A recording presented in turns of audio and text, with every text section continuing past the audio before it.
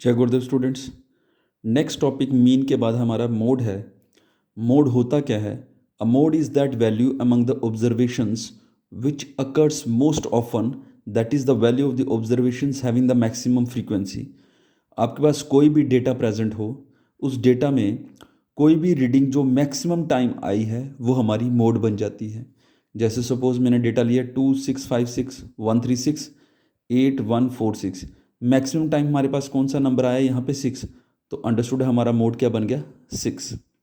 But अगर suppose मेरे पास discrete data ना हो, ये डिस्क्रीट है, अलग अलग रीडिंग वाला है। अगर मेरे पास ग्रुप डेटा हो, ये मैंने आपकी एक्सरसाइज का ही क्वेश्चन उठाया है, सारे क्वेश्चन एक जैसे ही हैं। ये ग्रुप डेटा दिया है, क्लास इंटरवल है, उनके साथ फ्रीक्वेंसी दी है। तो जो मोड का फॉर्मूला होता है, मोड का फॉर्मूला होता है L plus F one minus F not upon 2f1 minus F not minus F two into H. अब ये F1 F0 F2 क्या होते हैं? सबसे पहले आपने क्लास इंटरवल्स में वो देखनी है रीडिंग जिसमें फ्रीक्वेंसी सबसे मैक्सिमम हो। जिस फ्रीक्वेंसी जो हमारे पास मैक्सिमम होती है उसकी क्लास इंटरवल को मॉडल क्लास बोलते हैं।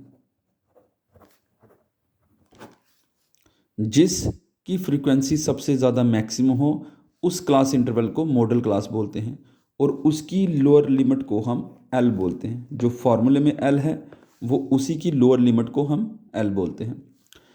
जो मैक्सिमम फ्रीक्वेंसी होती है उसको F1 मानना, उसके पीछे वाली फ्रीक्वेंसी को F0 मानना, और उसी के आगे वाली फ्रीक्वेंसी को F2 मानना।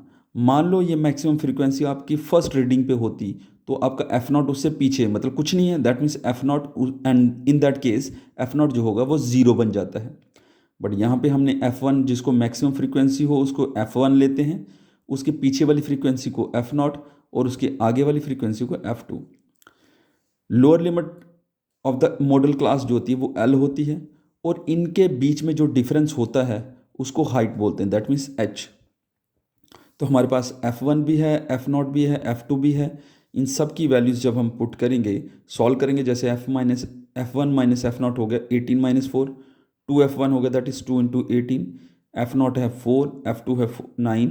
इनको मल्टीप्लाई करूँगा, माइनस करके जब मल्टीप्लाई करूँगा तो मेरे पास आएगा दैट इज़ 4000 प्लस 14/36 माइनस 13, वो आ गया 23 इंटू 100।